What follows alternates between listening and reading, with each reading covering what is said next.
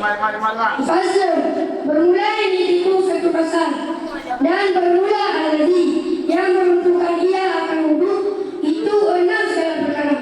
Mana-mana 6 barang-barang yang keluar dia daripada 2 jalan dan tidur atas selain kelakuan yang tetap dan hilang akal dengan sebab mabuk atau sakit dan menyentuh laki-laki akan perempuan yang ajnabi daripada dengan tanpa penghalang dan menyentuh kemaluan anak Adam dengan batin tapak tangan dan menyentuh kena duduk atas pendapat jadi. Baik. Surah Musanna menerangkan kepada kita sesuatu yang bisa mengatakan di atfalan sesuatu yang bisa meruntuhkan wudu. Yang meruntuhkan wudu ada 6 barang-barang yang keluar dia daripada 2 jalan, baik itu kentut maupun kencing, dan tidur atas selain kelakuan yang tetap, dan hilang akal dengan sabut dengan mabuk atau sakit. Maka jika kita hilang akal dengan sebab mabuk ataupun kita sakit, maka runtuhlah wudu kita. Dan menyentuh laki-laki akan perempuan yang ajnabi daripada dengan tanpa penghalang.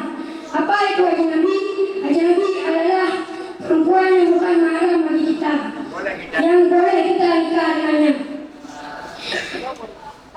dengan tanpa penghalang. Maka jika kita menyentuh dia dengan tanpa penghalang, maka batal wudu kita.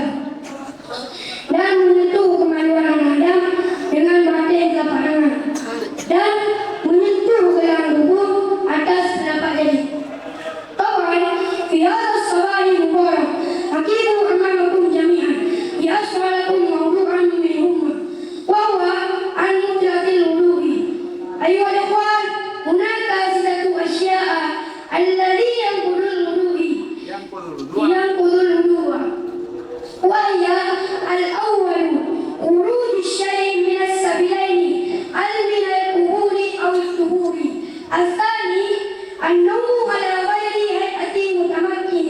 الثالث زوال العقل بسكر أو مرض. الرابع لمس الرجل مرأة أجنبية من غيرها إليه. الخامس مس الفرد آدمي ببطين كوفي. السادس مس حلقة الدبر على الجليد. فهذا كلها مبطلة الوضوء. فإذا جرى علينا هذه الأشياء فينبغي لنا تأديل الوضوء قبل أن نصلي مثلا. فإذا